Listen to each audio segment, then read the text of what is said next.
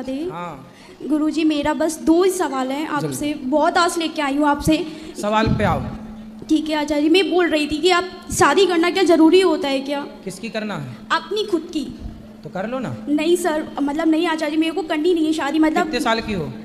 मैं 22 साल की हूँ। 22 साल की। हाँ, राधे राधे राधे। बच्चों, महाराज जी की कथा गुरुजी में मेरा बस कृष्णाष्टमी का 2 ही कार्यक्रम सवाल है चलता है। आपसे, बहुत आस सभी लेके आई हूँ आपसे। भक्त और सवाल पे आओ। जितने लोग ठीक है आचार्य जी, मैं सभी बोल का रही थी कि कोई ना आप कोई शादी प्रश्न करना होता क्या है। जरूरी होता है महाराज क्या? जी से किसकी प्रश्न करना करता है? महाराज जी अपनी खुद बहुत की। ही अच्छे और तो कर लो सटीक ना। तरीके नहीं से सर, उनको जवाब मतलब देते नहीं हैं। आचार्य जी, मेरे को करनी इस नहीं है बहन ने शादी। मतलब कितने साल पूछा है की कि हो? शादी करना मैं अनिवार्य है, 22 साल महाराज जी की हूँ। क्या 22 कहते हैं, साल। आइए इस हाँ। कथा तो को शादी पूरा क्यों नहीं सुनते हैं। करनी? आचार्य जी मैं ठाकुर जी में लीन रहती हूँ, मेरा मन केवल भगवान में लीन रहना रहता है और उनकी सेवा करना चाहती हूँ। और आप ये बता दीजिए, क्या गृहस्थ जीवन इतना ज़रूरी होता है क्या?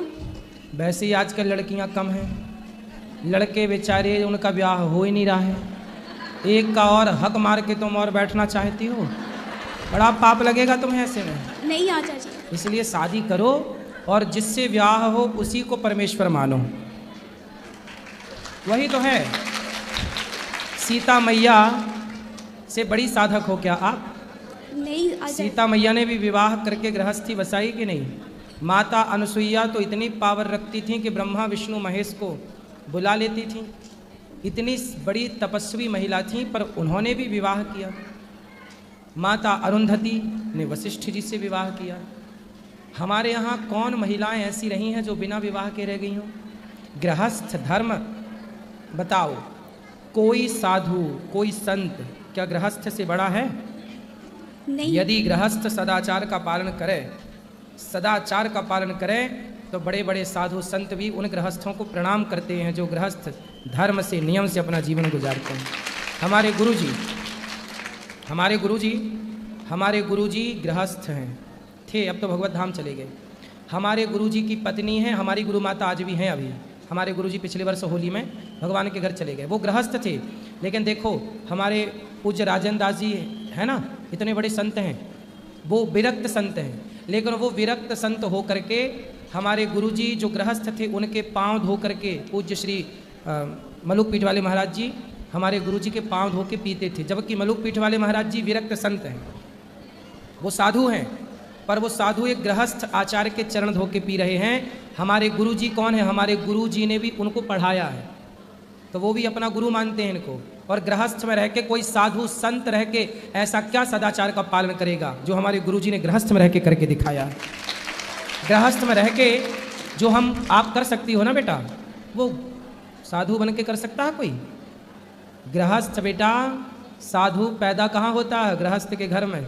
भगवान अवतार कहाँ लेते हैं? गृहस्थ के घर में। दशरथ कौशल्या कौन थे? विरक्त थे कि गृहस्थ थे? देवकी वसुदेव विरक्त थे कि गृहस्थ थे? फिर गुरुजी मेरा मन केवल भगवान में ही रहता है, ऐसा नहीं है कि मैंने कब कहा कि अपना मन भगवान से हटाओ? नहीं। भगवान में तो गृहस्थ के बाद भी लग सकता है ना।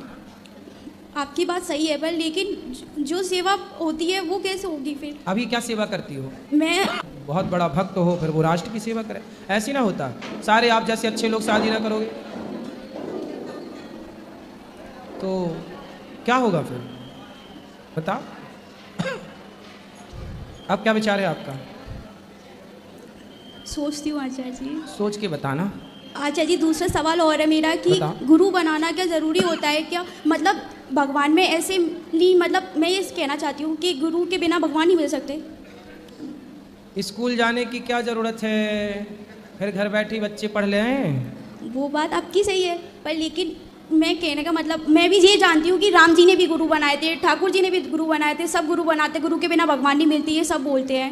और फिर लेकिन मैं ये बोलना चाहती हूँ कि गुरु के बिना हो नहीं सकता क्या कुछ भी? गुरु अभी आपका गुरूर मिटा नहीं है। गुरूर मतलब घमंड। जब तक व्यक्ति का गुरूर होता है तब तक उसे गुरु नहीं मिलते। जब गुरूर टूटता है तब कोई गुरु का साक्षात्कार होता है। तो अभी आपका गुरूर तो इस बात का है ना कि मुझे तो गुरु की ज़रूरत ही नहीं है, मैं तो डायरेक्ट भगवान को पा सकती हूँ। नामदेव जी ने भी ऐसी सोचा कि मैं तो डायरेक्ट भगवान से मिल चुका हूँ, मुझे गुरु की ज़रूरत नहीं। फिर भरी सभा में नामदेव जी को कच्चा साबित कर दिया कि ये भगत कच्चा है। नामदेव जी रो पड़े, बोले मैंने 27 बार विट्ठलनाथ जी का साक्षात दर्शन किया, मैं कच्चा कैसे हो सकता हूँ? सब बैठे रहना, खड़े ना होना मेरी माँ, बोलो राधे राधे गुरुजी। जी। सबसे पहले तो जितना आपका बिजी शेड्यूल है उसके बाद भी आप इतने मुस्कुराते हुए आते हो, उसके लिए hats off Guruji. Thank you. हाँ जी। और गुरुजी Thank मेरा you. एक क्वेश्चन ये जी। है कि जो अच्छा सोचता है, अच्छा करता है, उसके साथ हमेशा ही बुरा होता है, लोग उसको हमेशा ही बुरा सोचते हैं, क्यों? प्रश्न ही गलत है। क्यों गुरुजी? ये प्रश्न इसलिए गलत है क्योंकि हमने जब आपके साथ अच्छा किया, पर गुरुजी वो बहुत स्ट्रगल करते हैं, जो अच्छा सोचते हैं वो बहुत स्ट्रगल करते हैं। सब प्रकार से आप सबकी व्यवस्थाओं के साथ आपको भरपेट भोजन मिले, ये मेरी नीति है। नीति के तहत मैं आप सबकी सेवा करता हूँ। नीति क्या है? देखो, नीति का मतलब है व्यवस्था। नीति क्या है? एक आपकी नीति अच्छी है, मतलब आप एक सुलझे हुए व्यक्ति हैं, आप एक अच्छी प्लानिंग करते हैं। गौरी गोपाल में जो आपको भोजन मिलता है, आपको क्या लगता है इसके पीछे की जो प्लानिंग है? हाँ जी गुरुजी। वो प्लानिंग को मैं नीति कह रहा हूँ। हाँ जी। वो नीति है कि प्लानिंग, कितने बजे हमारे कार्यकर्ता तैयार, आप लोग आते हो, आपको पका पकाया भोजन मिल जाता है, लेकिन वो पकाने के लिए जो टीम है, समय से पहुंचाने की टीम है, बांटने की टीम है, गरम गरम ही रहे, ठंडा ना होने पाए, इसकी जो मेरी नीति है। और उस नीति में भी आपने देखा होगा कि दाल चावल सब्जी रोटी है। मैं चाहूँ तो 40 रुपया किलो का चावल आपको खिलाऊं, लेकिन जो आप खा रहे हैं बासमती खा रहे हैं, जो कि 80 से 90 रुपये किलो का चावल है। नीति कहती है कि ना जाने किस रूप में नारायण मिल जाएं। जी गुरुजी। तो मेरी नीति है कि मैं आप सबकी सब प्रकार से व्यवस्थाएं करूं। नीति और नियत। अब मेरी नियत पे आओ। मेरी नियत पे आओगे तो देखो, 40 रुपया किलो का चावल मिलता है, मैं 40 वाला खिलाता, आप लोग मना नहीं करते, लेकिन यहाँ 90 रुपये किलो वाला मिल रहा है। क्यों? मेरी नियत अच्छी है ना, क्योंकि मुझे लगता है कि पता नहीं किस रूप में भगवान आके भोग लगा करके जाएं। तो क्या आपकी प्लानिंग बेहतर है? चाहे व्यापार के लिए हो, चाहे आपके अन्य कार्यों के, नीति और नियत। आपकी नियत कैसी है? आप किस नियत से काम करते हैं? एक बात बताएं, मैंने कई बार ये बात कथा में कही है कि जिस स्त्री का पति नहीं होता और छोटे छोटे बच्चे होते हैं, उस स्त्री को ना लोग अलग अलग नियत से देखते हैं। हाँ या ना? हाँ जी गुरुजी। लोगों को पता चल जाता है कि इसका तो पति नहीं है, ये तो महिला बेसहारा है, इसके पास तो पैसे भी नहीं है, इसे तो हमें हमारी ज़रूरत पड़ेगी। तो सब लोग अपनी अपनी नियत से उसे देखते हैं। मैंने कथा में एक बार बोला था कि बेसहारा स्त्री के छाती पे हाथ रखने वाले बहुत मिल जाते हैं, लेकिन उसके सिर पे हाथ रख के ये कहने वाले लोग कम है कि तू चिंता मत कर, मैं तेरा भाई बनकर, तेरा पिता बनकर तेरे साथ खड़ा हूँ। और जब आप किसी का साथ देते हैं ना, तो ईश्वर आपका साथ जरूर देते हैं। इसलिए आपकी नीयत अच्छी होनी चाहिए। तो मेरी नियत और मेरी नीति, जब मैंने नीति और नियत पे काम किया, उसे ठीक किया, तो आप लोगों ने मेरा साथ दिया। आपका भी साथ देंगे लोग। अपनी नियत और अपनी नीति तो ठीक करो। जी गुरुजी। और एक गुरुजी, एक और वाक्य मैं शेयर करना चाहती हूँ। मैं गुरुजी इन्हीं दिनों में पिछले साल यहीं वृंदावन आए थे गुरुजी। मैं बिल्कुल घर से बिल्कुल ठीक ठाक खुश आई थी गुरुजी। गुरुजी राधे राधे। जी। गुरुजी मैं आपको बहुत बहुत धन्यवाद देना चाहती हूँ। किस लिए? गुरुजी जब से मैं 4 साल से आपके उसमें आई हूँ, मैंने आपसे गुरु मंत्र भी लिया है, मेरी ज़िंदगी बदल गई। अब मुझे कुछ किसी चीज़ की इच्छा नहीं है, बस यह है कि भगवान की भक्ति में लगी रहूँ बस। अच्छा। और मुझे प्रभु ने इतना अच्छा परिवार दिया, मेरी बहू, बेटी, दामाद, पति सब बहुत अच्छे हैं, मेरा पूरा सहयोग करते हैं। और जो मेरी इच्छा होती है मैं गौरी गोपाल में ये करूँ, मैं कहती हूँ कि मेरा दूसरा घर वृंदावन में गौरी गोपाल है, तो वो पूरा करते हैं। वाह, बहुत तो अच्छी मैं बच्ची उनको है। भी मंच के द्वारा सबको धन्यवाद देना चाहती हूँ, अपने परिवार को भी। सुखी रहे आपका राधे परिवार। राधे गुरुजी। और आप भी सुखी गुरुजी रहे। एक मेरी गुरु बहन है, वो आ नहीं पाई, स्वस्थ नहीं है, वो आगे आना चाहती हैं, उनके लिए राधे राधे बोल दो। मीनाक्षी जी हैं। बिल्कुल, राधे राधे मीनाक्षी जी को। इस तरफ ले आओ माइक, खड़े हो जाओ। मानसिक भोग बनाओ, मानसिक पूजा करो, मानसिक नहलाओ, भाव बनाओ कि हम भगवान जी को नहला रहे हैं, फूल चढ़ा रहे हैं, भोग लगा रहे हैं, कीर्तन कर रहे हैं। सब मानसिक पूजा मन में। मन में, तीन दिन शारीरिक ऐसे- नहीं। पूजा 2 तरह की होती है, शारीरिक और मानसिक। तो लड्डू गोपाल को फिर बिना खाना पीना कैसे रखें? नहीं नहीं, मानसिक रूप से आप समझ नहीं रहे हैं। मानसिक रूप से जो आप कर रहे हैं वो भगवान ही तो ग्रहण कर रहे हैं। शारीरिक पूजा से बड़ी मानसिक ही है। शारीरिक पूजा इसलिए बनी थी कि शारीरिक से धीरे धीरे मानसिक में चले जाओ, पर आप लोग अंदर की तरफ जाती नहीं है। बहिर्मुखी और अंतर्मुखी क्या है? शारीरिक पूजा भगवान को जैसे नहलाते हो, कपड़ी मंदिर है और ये ज्योत जल रही है, भगवान को टुकुर टुकुर देखो, ये 2 क्या है? ये तो ज्योत है। नहीं कहता आदमी आंखों की ज्योत चली गई, तो आंखों में ज्योत ही तो जल रही है भगवान की, अखंड ज्योत है। ठीक है, शुक्रिया पंडित। गुरुजी आपके चरणों में कोटि कोटि प्रणाम। जी। जय श्रीमन नारायण गुरुजी। जय श्रीमन नारायण। गुरुजी जैसे मंत्र जप करने वाला माला हम घर पे भूल गए हैं, तो यहाँ पे जाप कैसे करें? कोई बात नहीं, जरूरत नहीं है माला की, ऐसी मन में चलता रहे हर समय भगवान का नाम श्रीमन नारायण चलता।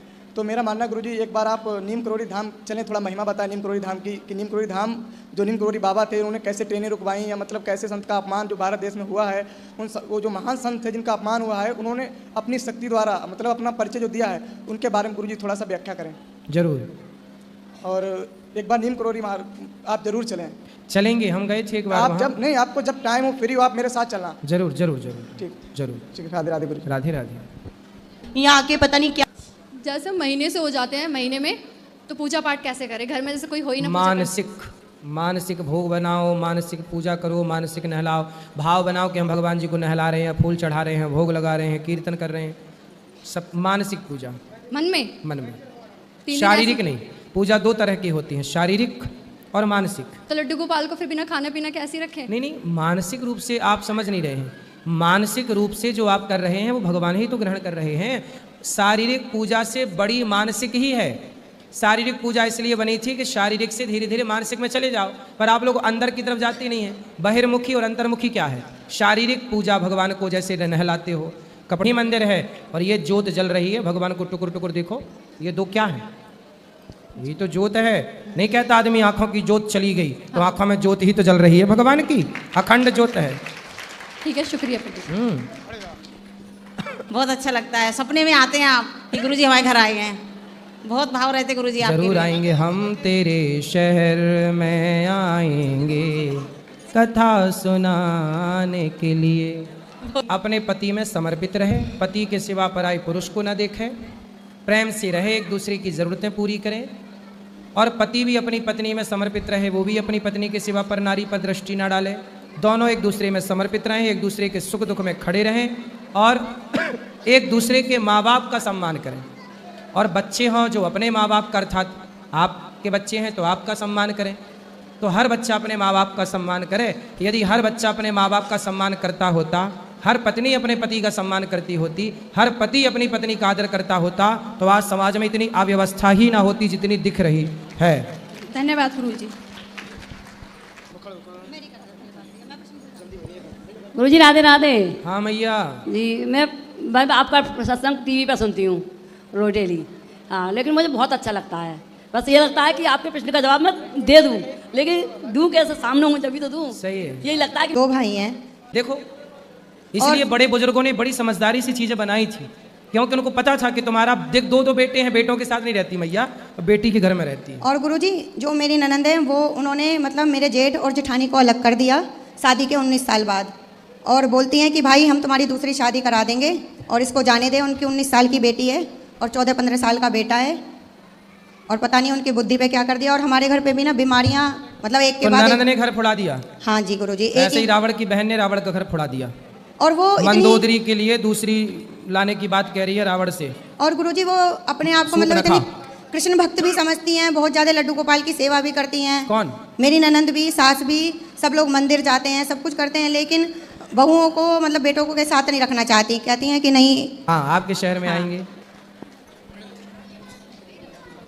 राधे राधे गुरुजी, आपके चरणों में कोटि कोटि प्रणाम। हाँ गुरुजी, भैया। गुरुजी मैं आपके प्रवचन 2 साल से सुनने लग रही हूँ पंडित जी। मैं पहले बहुत बीमार रहती थी, लेकिन अब ना मैंने दवाइयाँ लेना बंद कर दिया, और मैं आपकी डेली कथा सुनती हूँ, और अपने अड़ोसी पड़ोसियों को आपके बारे में सारी बातें बताती हूँ, और भिवानी शहर से आई। तो हमको अचंभा होता था कि ये कैसे हो रहा है। जब हमने गौरी गोपाल में आकर देखा तो हमको ऐसा लगा कि वास्तव में ये कार्य भी हो सकता है। तो महाराज जी मैं बहुत प्रभावित हूँ, और मैं किसी तरीके से गौरी गोपाल से जुड़ना चाहता हूँ। बिल्कुल, आप जुड़े हैं, जुड़े ही रहे सदा। और महाराज जी एक छोटा सी 2 लाइन भजन की सुना चाहता हूँ। सुनाओ। हे मैया पीली मैया आएगा मेरी माँ, कन्हैया इतना तो कीजो, लाड़ ले इतना तो कीजो, जग जंजाल छुड़ाए बास वृंदावन को दीजो, कन्हैया इतना तो कीजो। दंडवत प्रणाम महाराज जी। सुंदर। यहाँ भी ले आना, खड़े हो जाओ मैया।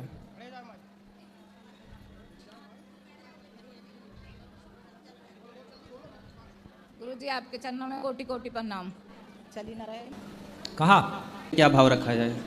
तो आपके पिता ने बाजार लगा रखी है? जय गुरुजी।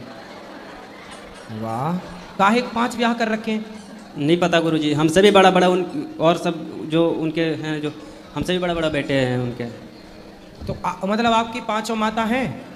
हाँ, लेकिन घर से थोड़ा दूर दूर में है। तो ब्लैक में है कि वाइट में है?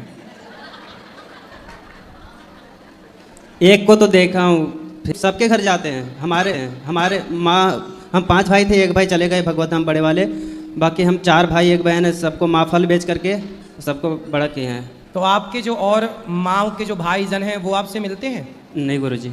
तो आपको पता भी है कि आपके और कितने भाई हैं? एक का ही पता है, जो घर के बगल में रहते हैं उनके। और आप अपनी माँ को बहुत प्यार से रखो, बहुत सेवा करना, उसकी आंखों में आंसू ना आए, और अपने पिता को भी कहीं मिले तो पितावत ही व्यवहार करना। ठीक है गुरुजी, एक और प्रश्न है कि हमारा भाई अभी, जैसे भाई का ना बच्चे थे पेट में छोटा सा, तो वो ख़राब हो गया था, तो फिर वो पता ना, हम मना किए उसे कि ये भगत वगत जो होता है ना गांव में, तो उनके चक्कर में मना किए कि मत पढ़ो इनके चक्कर में, ये तो ऐसे फालतू बोलते रहते कुछ भी, बकरे वकरे चढ़ाने के लिए, तो ये सब के चक्कर में मत पढ़ो, भगवान का नाम जप करो ना, वही सब पूर्ण कर देंगे, उनसे मांगो, क्यों इन लोगों के पास जाते हो? तो फिर बड़े भाई कह रहे कि नहीं, वहाँ पे ऐसे वैसे गछ दिए हैं ऐसे, तो बकरे, तो वो हमसे पैसा मांगे कि ये चापाकल जो होता है ना वो लगवाने हैं, तो तुम हमको पैसा दे देना, कुछ पैसे। किसी की हत्या के लिए सहयोग ना किया करो कि बकरा काट के गुरुजी हमें डर भी लगता है कि क्या पता वो चापाकल में लगाए ना लगाए, शराब भी पीते, मांस भी खाते हैं। देखो, किसी शराबी को, किसी मांसाहारी को इस तरह से आप बिल्कुल सावधानी पूर्वक जो पैसा कमाओ अपने पास रखो, अपने लिए अच्छी प्लानिंग करो। जी गुरुजी। पैसा कमा के किसी को दो मत, लोग खा जाते हैं वापस करते नहीं। इसी के चलते डर लगता है गुरुजी कि भाई है तो फिर भी इच्छा नहीं होता कि दे कि ना दे, दुरुपयोग करते हैं। भाई ले लेते हैं, बाद में तुम्हें फिर कुछ मांगो, तुम्हारे दिए पैसे मांगो तो फिर वो मुंह बनाते हैं। इसलिए मेरा मानना है पैसे मना कर दो सीधा, एक बार बुरा लगेगा ना, पर दे दोगे ना, और देने के बाद जब बार बार मांगोगे तब रिश्ते जरूर टूट जाएंगे। एक बार में मना कर दो, भाई हमें नहीं देना है, हमें देने पे पैसे का कोई संबंध ही नहीं। गुरुजी, जैसे हम महाकुंभ में नहाते हैं माघ के महीने में, तो क्या ऐसे जैसे माघ खत्म हो गया, अब चैत है, तो क्या इसमें भी नहाने का जो माघ का पुण्य मिलता है यही? सब दिन नहाओ, पर विशेष महीनों में विशेष महत्व तो है ही, नहाओ सब जगह, ठीक है। गुरुजी, शिखा रखने का क्या महत्व है? शिखा रखना चाहिए क्योंकि हमारे मस्तिष्क को ऊर्जा मिलती है शिखा से। शिखा जब बांधते समय खींचते हैं तो यहाँ एक्यूप्रेशर जो होता है, इससे हमारी बुद्धि का विकास होता है, और शिखा हमारी परंपरा है।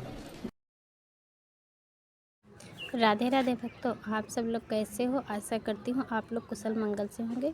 भक्तों, श्री अनिरुद्धाचार्य जी की कथा में आप सभी का स्वागत है।